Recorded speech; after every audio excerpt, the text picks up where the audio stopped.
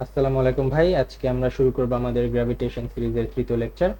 তো এর আগের লেকচার আমরা দেখেছিলাম যে কোনো বস্তুকে ভূপৃষ্ঠ থেকে আমরা যদি পৃথিবীর কেন্দ্রের কাছাকাছি নিয়ে যাই, অর্থাৎ ভূপৃষ্ঠ থেকে আরো গভীরে নিয়ে যাই, তাহলে বস্তুর উপর প্রযুক্ত মহাকর্ষ বলের মান কমতে থাকে।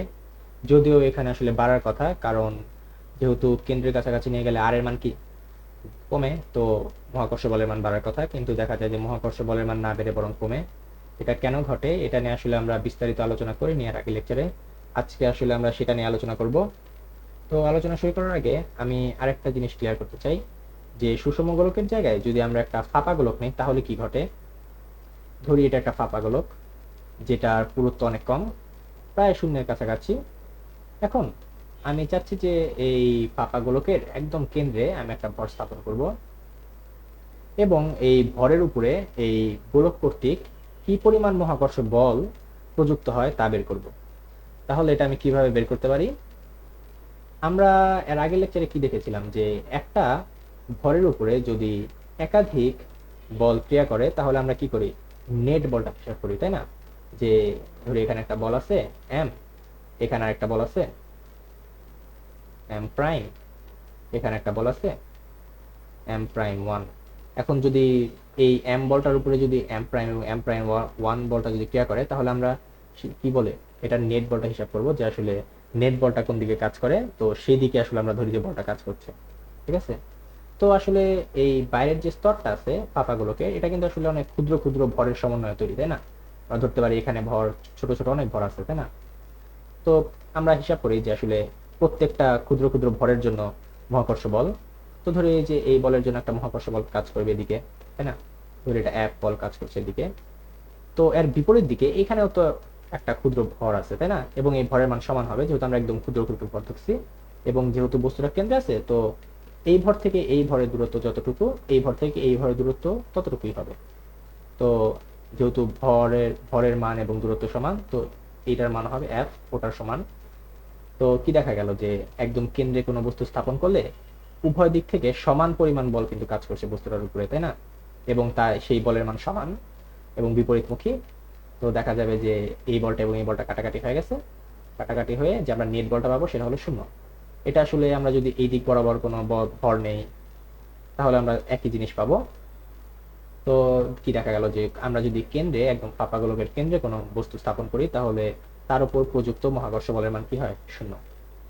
আচ্ছা, এটা তো গেল আমরা যদি কেন্দ্রে স্থাপন করি তাহলে কি হয়। এখন আমরা কেন্দ্রে স্থাপন না করে বস্তুটাকে একটু পাশে স্থাপন করি, তাহলে দেখি কি ঘটে, অন্য কিছু ঘটে নাকি। এবার আমরা একদম কেন্দ্রে স্থাপনা করে কেন্দ্র থেকে একটু সাইডে স্থাপন করলাম, তো এখন কি হবে? তো এখানে একটা মজার ব্যাপার ঘটবে। হয়তোবা দেখে মনে হবে যে যেহেতু এদিক থেকে দূরত্ব কম, হতে পারে যে এই মহাকর্ষ বলটা এই দিক বরাবর কাজ করবে, যেহেতু এদিকে দূরত্ব কম, এদিকে দূরত্ব অনেক বেশি। কিন্তু আসলে এরকম বিষয় ঘটে না এখানে। ঠিক আছে? এরকম কেন ঘটে না সেটা আমি ব্যাখ্যা করছি। আচ্ছা, ধরি যে এখানে একটা বিন্দু আছে আমার কাছে, যেটা হলো একটা আলোর উৎস। ঠিক আছে? আর এটার কাছাকাছি একটা দেয়াল আছে এখানে, আর এটা থেকে অনেক দূরে একটা দেয়াল আছে এখানে। এখন আমি যদি একই কোণে দুধ উভয় দিকে যদি আমি কোনো মানে কি বলে আলো ফেলি, তাহলে কি ঘটবে? যে আমি এদিকে আলো ফেললাম, ধরি এই কোণের মান 10 ডিগ্রি, 10 ডিগ্রি কোণে এদিকে আলো ফেললাম, আমি এদিকে আলো ফেললাম 10 ডিগ্রি কোণে। ঠিক আছে? এদিকেও আমি কি 10 ডিগ্রি কোণে আলো ফেললাম।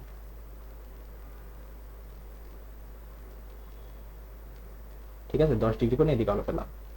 এখন বলো যে এই দিক থেকে এই দিকের দূরত্বটা কি অনেক কম, এবং এইখান থেকে এই দিকের দূরত্বটা অনেক বেশি, তাই না? এবং এর ফলে কি দেখা গেল, যে দেয়ালের উপরে যতটুকু আলো পড়েছে, এখানে যতটুকু আলো পড়েছিল এখানে কিন্তু তার চেয়ে বেশি জায়গায় আলো পড়েছে, তাই না? এখানে কিন্তু জায়গাটা কিন্তু অনেক বড়।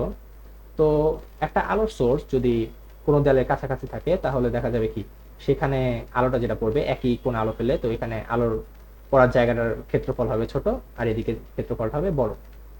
তো আমি যদি এখানেও যদি এই ভরটাকে যদি একটা আলোর সোর্স হিসাবে মানে একটা সোর্স হিসাবে যদি কল্পনা করি, তাহলে দেখা যাবে যে আমি যদি এইদিকে আলো ফেলি এরকম ভাবে একটা, এবং এই দিকে যদি আমি আলো ফেলি এভাবে, তাহলে দেখা যাবে যে এই পরিমাণ জায়গায় যেটুকু আমি ক্ষেত্রফল কি বলে কভার করতে পারবো, এখানে কিন্তু তার চেয়ে অনেক বেশি ক্ষেত্রফল মানে জায়গা পাবো আমি, তাই না? এবং আমি যদি এখন কল্পনা করি যে আমি এখানকার শুধু ভর নিয়ে কাজ করব, যে যেটুক জায়গায় আলো পড়ছে ওইটুক জায়গায় আসলে ভরটা কত, এবং এইখানে যেটুক জায়গায় আলো পড়ছে ওইটুকু ভর কত, আমি কিন্তু দেখতে পাবো যে এখানে ভর কিন্তু অনেক বেশি আসবে, তাই না? কারণ এখানকার জায়গায় ক্ষেত্রফল বেশি, তো এখানে আমি অনেক ক্ষুদ্র ক্ষুদ্র অনেক কণিকা বেশি পাবো এখানকার চেয়ে অবশ্যই। তো এখানে ভর হবে বেশি এবং এখানে ভর হবে কম। তো এই বরাবর ভর যদি বেশি হয়, এখানকার কি নেট ফোর্সটা কি বেশি হবে না? প্রত্যেকটা ভরের জন্য যদি আমি নেট ফোর্স হিসাব করি, এখানে এখানে কিন্তু নেট ফোর্সটা কিন্তু বেশি আসবে এখানকার তুলনায়। যদিও এখানে দূরত্ব বেশি, এখানে ভর কিন্তু বেশি। তো শেষমেশ আমরা হিসাব করলে দেখতে পারবো যে এই উভয় দিকে আসলে অভিকর্ষ বলের মানটা সেম আসবে, মানে মহাকর্ষ বলের মানে সেম আসবে। এখানে যদি এফ হয়, এখানেও দেখা যাবে যে এফ বলে আকর্ষণ করতেছে, তো এক্ষেত্রেও সেম ঘটনাই ঘটবে, উভয় পাশে কাটাকাটি হয়ে যাবে, কাটাকাটি হয়ে নেট বল হবে শূন্য। এটা আসলে নিউটনের শেল থিওরাম একটা শর্ট ব্যাখ্যা দিলাম আমি, এটা আসলে অনেক বিস্তারিত একটা প্রমাণ আছে, যেটা আমাদের এখন দেখার দরকার নাই। আমাদের যেটুকু জানা দরকার এটুকু জানলেই হবে, ঠিক আছে? তো ওকে ভাই, এখন আমরা দেখবো যে পৃথিবীর ক্ষেত্রে কি ঘটে। তো ধরি এটা পৃথিবী, ঠিক আছে, এটা পৃথিবী, যার ভর হলো এম এবং ব্যাসার্ধ হলো আর। এখন আমরা এই পৃথিবীর ভিতরে অর্থাৎ ভূপৃষ্ঠ থেকে নিচে একটা বস্তু স্থাপন করব। এইখানে একটা বস্তু স্থাপন করি যার ভর হলো এম। আচ্ছা, তাহলে এই বস্তুটার উপরে আসলে কতটুকু মহাকর্ষ বল কাজ করবে আমাদের এটাই বের করতে হবে, তাই না? তো আমরা কিন্তু আসলে এই পৃথিবীটাকে অনেকগুলো ফাঁপা গোলকের সমষ্টি হিসেবে কল্পনা করতে পারি। যেমন এটা একটা ফাঁপা গোলক, আমরা যদি এর কাছাকাছি এইখানে যদি আরেকটা গোলক দেই, এই যে এইভাবে, ঠিক আছে, এরা অনেক কাছাকাছি আছে, মানে এতটা কাছাকাছি যাওয়া সম্ভব না, এরকম কিন্তু আসলে আমরা অনেকগুলো গোলক দিতে থাকি, তাহলে কিন্তু আমরা দেখতে পাবো কি যে পৃথিবীটাও কিন্তু আসলে অনেকগুলো ছোট ছোট ফাঁপা গোলকের কি সমষ্টি। তো এক্ষেত্রে দেখা যাবে যে এই যে বস্তুটা আছে এই বস্তুটার বাইরের অংশ, এটা কিন্তু আসলে একটা ফাঁপা গোলকের মতো কাজ করতেছে, ঠিক আছে? যে আমরা যদি ধরে নেই যে এই ভিতরের অংশটা নাই, যে এই অংশটা নাই, তাহলে চিত্রটা কেমন হবে? তাহলে কিন্তু চিত্রটা হবে এরকম অনেকখানি, যে এরকম একটা ভিতরে ফাঁপা, আর এই যে বাইরের স্তরটা, আর এইটা হলো যে শেলের যে পুরুত্ব, এইটা হলো শেল, যেটা অনেকগুলো ক্ষুদ্র ক্ষুদ্র শেলের সমষ্টি। এখন আমরা এর ভিতরে যে কোনো বস্তু স্থাপন করলে কি তার উপর শেল কর্তৃক প্রযুক্ত বলের মান হবে শূন্য। এক্ষেত্রেও কিন্তু সেম, এই বলের উপরে বাইরের অংশ কর্তৃক প্রযুক্ত বলের মান কিন্তু শূন্য। অর্থাৎ এই বলের উপরে এই যে বাইরের এই পুরো অংশ কর্তৃক প্রযুক্ত বলের মান শূন্য, ঠিক আছে? এই অংশ কর্তৃক কিন্তু আসলে কোনো বল প্রযুক্ত হচ্ছে না, আসলে হচ্ছে কিন্তু নেট বলটা হয়ে যাচ্ছে শূন্য।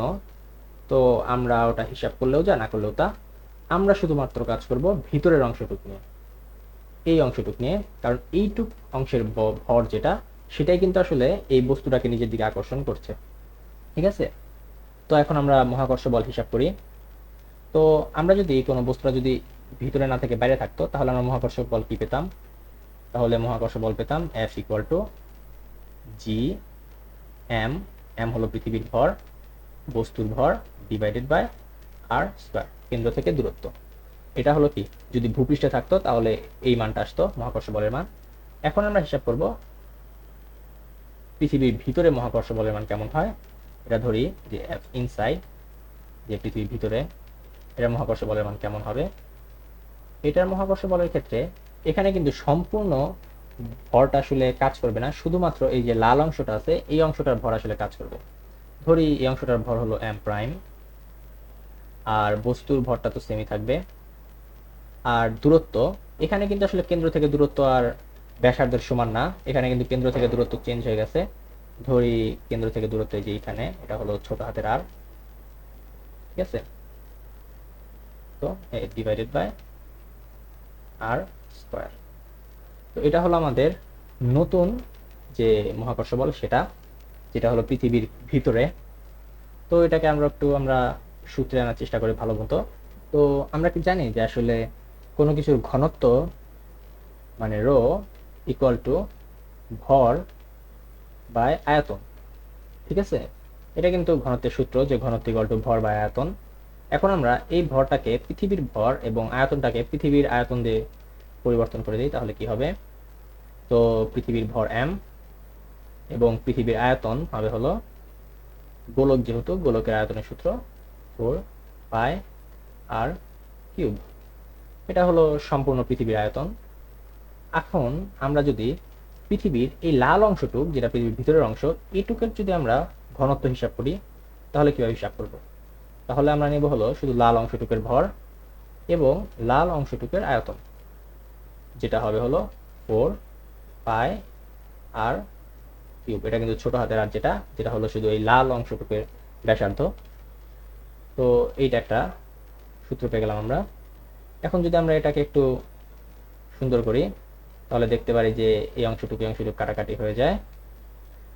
আর আমরা যদি শুধু m ভর, যে পৃথিবীর এই লাল অংশটুকুর ভর যদি বের করি, তাহলে সেটা কি আসবে? সেটা আসবে হলো m প্রাইম ইকুয়াল টু, এটা ওই পাশে চলে যাবে, m r cube divided by r cube. ঠিক আছে? তো আমরা এখানে পৃথিবীর যে ভিতরের অংশটুকুর ভর সেটা পেলাম। এখন আমরা এই ভরটা নিয়ে এই সূত্রে বসিয়ে দিই, তাহলে দেখি কি হয়। এই সূত্রে যদি বসিয়ে দিই, তাহলে হবে ইনসাইড ইকুয়াল টু জি, এমটা এই পাশে রাখি, divided by R square into M এর জায়গায় এটা বসিয়ে দিই, M R cube divided by R cube. এটা কিন্তু লাল অংশটুকুর ব্যাসার্ধ এবং এটাও কিন্তু লাল অংশটুকুর ব্যাসার্ধ, তো একই জিনিস যেহেতু কাটাকাটি হয়ে যাবে এখানে। ঠিক আছে? আর এটা যেহেতু পৃথিবীর ব্যাসার্ধ, এটা আলাদা জিনিস, এটা আমরা কাটাকাটি করতে পারবো না, মান আলাদা দুটো। তো এখানে যেটা থাকবে সেটা হলো G M M divided by R cube into ছোট হাতের আর। এটাই কিন্তু আসলে আমাদের সেই সূত্র। পৃথিবীর ভিতরে কোনো কিছু যদি আমরা ভর বের করতে চাই, মানে মহাকর্ষ বল বের করতে চাই, তাহলে এই সূত্রটা আমরা আমাদের কাজে লাগবে। ঠিক আছে? এইটাই কিন্তু শেষ হলে সেই সূত্র। আচ্ছা, তো এটা তো গেল পৃথিবীর ভিতরে মহাকর্ষ বলটা আসলে কেমন হয়। এখন আমরা দেখতে চাই যে পৃথিবীর ভিতরে অভিকর্ষ ত্বরণের মান আসলে কিভাবে পরিবর্তন হয়। আচ্ছা ভাই, তো আমরা এখানে আবার কল্পনা করি যে এটা হলো পৃথিবী। ঠিক আছে? এটা পৃথিবী, যার ভর হলো m এবং যার ব্যাসার্ধ হলো r, এবং আমরা ভূপৃষ্ঠ থেকে ডি মিটার দূরত্বে একটা বস্তু স্থাপন করলাম এখানে, যার ভর হলো m। এখন কি হবে? তো এখানেও আমরা একটা গোলক কল্পনা করে নেই। ঠিক আছে? কারণ এখানেও দেখা যাবে যে বাইরের অংশটুকুর ভর নিয়ে আমরা কাজ করব না, আমরা শুধুমাত্র এই যে ভিতরের এইটুকু অংশের ভর নিয়ে কাজ করব। তো এখন আমরা বের করতে চাই যে m ভরের বস্তুটার ক্ষেত্রে অভিকর্ষ ত্বরণের মান কি হবে। তো আমরা সাধারণত অভিকর্ষ ত্বরণের মান কিভাবে বের করি, যে g equal to G M by R square. এখানে আর হলো কেন্দ্র থেকে দূরত্ব বা পৃথিবীর ব্যাসার্ধ যদি ভূপৃষ্ঠে থাকে বস্তুটা। তো এখানে ভরকে লেখা যায় রো ভি। ঠিক আছে? ভরকে এখানে রো ভি লেখা যায়। রো ভি অর্থাৎ হলো ঘনত্ব ইন্টু আয়তন। আমি এখানে একদম গোলকের আয়তন বসিয়ে দিই, যেটা হবে হলো এইটা। ও, এখানে একটা স্কোয়ার হবে, এখানে আর আর কাটাকাটি চলে যাবে এবং শেষমেশ যেটা থাকবে সেটা হলো 4/3 জি রো আর। ঠিক আছে? এটা হলো ভূপৃষ্ঠে থাকা অবস্থায় কোনো মানে বস্তুর অভিকর্ষ ত্বরণ। এখন আমরা দেখব যে বস্তুটা যদি পৃথিবীর কেন্দ্রে যায়, অর্থাৎ ডি মিটার যদি ভিতরে যায়, তাহলে কি হবে অভিকর্ষ ত্বরণটা। তো ধরি যে বস্তুটা ডি মিটার গভীরে গেল, এখানে কিন্তু এম এর মানটা চেঞ্জ হয়ে যাবে, এখানে কিন্তু আগের মতোই এম এর মানটা চেঞ্জ হয়ে যাবে, এম প্রাইম ধরি এই অংশটুকুর ভর, এবং এখানে কিন্তু আর এর মানও চেঞ্জ হয়ে যাবে, যেহেতু ডি মিটার ভিতরে আসছে তো আর এর মান ডি মিটার কমে যাবে। এখানে হবে সূত্রটা এরকম। তো এখানে আমি মান বসিয়ে দিই, G divided by R minus D square. এখানে এম এর মান হবে হলো শুধু এইটুক ভর, যেটা এখানে রো ঠিকই থাকবে কারণ পৃথিবীর ঘনত্ব আমরা একদম সুষম ঘনত্ব ধরে নিয়েছি, সব জায়গায় ঘনত্ব সমান, ইন্টু 4/3 পাই। এখানে কিন্তু আর এর মান চেঞ্জ হয়ে যাবে, এখানে কিন্তু আর এর মান হবে আর মাইনাস ডি কিউব। যেহেতু এখান থেকে এইটুকের দূরত্ব হলো, আমি অন্য রঙ দিয়ে লিখি, দূরত্ব হলো আর মাইনাস ডি, ঠিক আছে, এখান থেকে এইটুকের দূরত্ব আর মাইনাস ডি। তো এখানেও কাটাকাটি হয়ে যাবে, এটা কাটাকাটি চলে যাবে। তো এখানে যেটা হবে সেটা হলো 4/3 পাই জি রো ইন্টু আর মাইনাস ডি। এটা হলো পৃথিবীর কেন্দ্রে, ঠিক মানে সরি কেন্দ্রে না, পৃথিবীর ভিতরে, পৃথিবীর ভিতরে অভিকর্ষ ত্বরণ বা জি এর মান। এটা হলো ভূপৃষ্ঠে জি এর মান, এবং এটা হলো পৃথিবীর ভিতরে জি এর মান। এখন আমরা দুটার অনুপাত বের করি, ঠিক আছে, তো দেখি কি হয়। আমরা দুটার অনুপাত বের করি। তো প্রথমে নেই জি ডি, অর্থাৎ পৃথিবীর ভিতরে জি এর মান এবং ভূপৃষ্ঠে জি এর মান। তো দুটোকে যদি ভাগ করে দেই তাহলে এখানে দেখা যায় যে সবই কাটাকাটি হয়ে যাবে, 4/3 পাই জি রো সব কাটাকাটি হয়ে যাবে, শুধু বাকি থাকবে যেটা সেটা হলো আর minus D divided by R, ঠিক আছে। তো এখানেও যদি আমরা ভাগ করে দিই আর ভাগ হয়ে যাবে, ডি এর নিচে আর চলে আসবে, এটা হবে R by R minus d by R equal to 1 minus d by R, ঠিক আছে। এখন যদি আমরা এই জিটাকে ওই পাশে নিয়ে যাই তাহলে কি হবে দেখি, g d equal to g into 1 minus d by R. এটাই কিন্তু আসলে ভূপৃষ্ঠে অভিকর্ষ ত্বরণের মান এবং পৃথিবীর ভিতরে অভিকর্ষ ত্বরণের মানের মধ্যেকার সম্পর্ক, ঠিক আছে। তো এখানে দেখা যায় যে আমরা যত গভীরে যাব ডি এর মান তত বাড়বে, আর ডি এর মান যত বাড়বে এটার মান কিন্তু তত কমবে, কারণ এটা বিয়োগ আকারে আছে, অর্থাৎ এটা ব্যস্তানুপাতিক। ডি এর মান যত বাড়বে এই পুরো অংশটুকুর মান তত কি কমবে, ঠিক আছে, কারণ এটা বিয়োগ হয়ে যাবে। তো আমরা পৃথিবীর যত গভীরে যাব জি এর মানও কি তত কমতে থাকবে, এটা স্বাভাবিক, কারণ আমরা এর আগেও দেখেছিলাম যে পৃথিবীর ভিতরে গেলে কি এফ এর মানও কমতে থাকে, অর্থাৎ বলের মান কমতে থাকে, তো জি এর মানও কমবে। তো যাই আজকে নেক্সট টপিকে। ওকে ভাই, তো আজকের মেইন টপিকে ঢোকার আগে আমাদের আরেকটা জিনিস জানতে হবে, সেটা হলো সেন্ট্রিফিউগাল ফোর্স বা কেন্দ্র বিমুখী বল। আমরা আসলে অনেকেই জানি যে কেন্দ্র বিমুখী বল আসলে কি, কিন্তু অনেকের আমাদের আসলে পরিষ্কার ধারণা নাই কেন্দ্র বিমুখী বল সম্পর্কে। আমার ইচ্ছা আছে যে কেন্দ্র বিমুখী বল নিয়ে আমি একটা আলাদা লেকচার দিব। আজকে লেকচারে শুধু আমরা যতটুকু জানা দরকার আমাদের টপিকটা বোঝার জন্য ততটুকু নিয়ে আলোচনা করব। আচ্ছা ঠিক আছে, তো ধরি একটা বস্তু আছে এইখানে, যেটা একটা বৃত্তাকার পথে চলছে এরকম, ঠিক আছে, যেটা সরলরৈখিক পথে না, একটা বৃত্তাকার পথে চলছে, যেটা অবশ্যই তার পথটা কোনো বৃত্তের অংশ। ধরি সেই বৃত্তের কেন্দ্র হলো এই যে এখানে। অবশ্যই বস্তুটার উপরে এই বরাবর কোনো বল কাজ করছে, তাই না? না হলে তো সে বৃত্তাকার পথে চলতো না। কারণ কি, কোনো বস্তু সবসময় সরলরৈখিক পথে চলতে চায়, অবশ্যই কোনো বল তাকে বৃত্তাকার পথে চলতে বাধ্য করছে, তাই না? এবং এই বলটার নামই হলো কেন্দ্রমুখী বল। এই বলটার নাম কি? কেন্দ্রমুখী, যেটাকে ইংলিশে বলে সেন্ট্রিপিটাল ফোর্স। এবং এই বস্তুটা কেন্দ্রমুখী বলের বিপরীতে আরেকটা বল এই বরাবর অনুভব করে, যেই বলটা হলো সেন্ট্রিফিউগাল ফোর্স বা কেন্দ্র বিমুখী বল। এই বলটা হলো কেন্দ্র বিমুখী, এটা হলো কেন্দ্রমুখী বল, এটা হলো কেন্দ্র বিমুখী বল। এখন বস্তুটা কেন্দ্রের বিপরীতে কেন এই বলটা অনুভব করে, এটা আসলে একটা ইলিউশনের মতো, এটা আসলে কোনো প্রকৃত বল না। এই ব্যাপারে আমি একটা আলাদা লেকচারে আলোচনা করব। তো আজকে আমাদের এটুকু জানলে হবে যে কোনো বস্তু যদি বৃত্তাকার পথে চলে তাহলে কেন্দ্রমুখী বলের বিপরীতে আরেকটা বল কাজ করে, যেটা হলো কেন্দ্র বিমুখী বল। ঠিক আছে, তো এইটুকু জানলেই হবে আজকের টপিক বোঝার জন্য। তো ভাই আজকে নেক্সট টপিক হলো পৃথিবীর ঘূর্ণনের কারণে আসলে ভূপৃষ্ঠে থাকা কোনো বস্তুর উপরে কিরকম প্রভাব পড়ে সেটা। আচ্ছা, তো ধরি যে এটা হলো পৃথিবী, ঠিক আছে, এটা পৃথিবী এবং এটা হলো অক্ষ, যা উত্তর মেরু নর্থ পোল এবং দক্ষিণ মেরু সাউথ পোল বরাবর যাচ্ছে। পৃথিবী কিন্তু নিজ অক্ষের উপরে ঘোরে, তাই না? পৃথিবীর নিজ অক্ষের উপরে এভাবে ঘোরে। তাহলে পৃথিবীর সাথে সাথে পৃথিবীর ভূপৃষ্ঠে থাকা সব বস্তুই কিন্তু ঘুরবে আসলে, তাই না?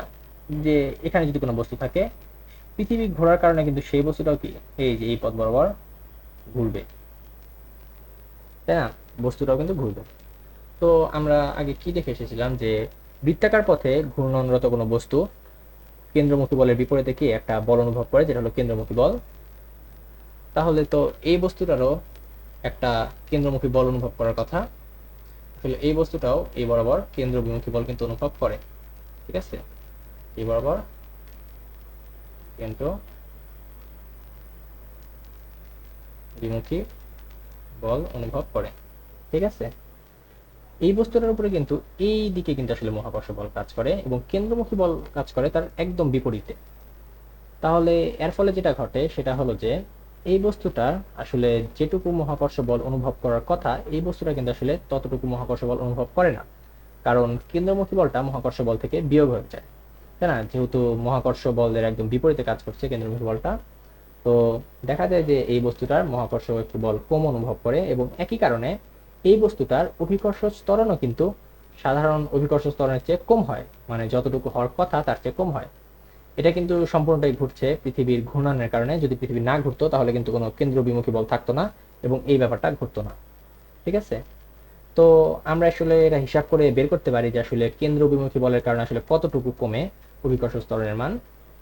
আমরা এর পরের লেকচারে আসলে সেটাই বের করব যে কেন্দ্র বিমুখী বলের কারণে অভিকর্ষ বা ত্বরণের মান আসলে কত কিভাবে পরিবর্তন হয় এবং কতটুকু চেঞ্জ হয়, এবং পৃথিবীর সবখানে কি আসলে একই হারে চেঞ্জ হয় কিনা। তো ভাই আজকে এই পর্যন্তই। আল্লাহ হাফেজ, দেখা হবে পরের লেকচারে।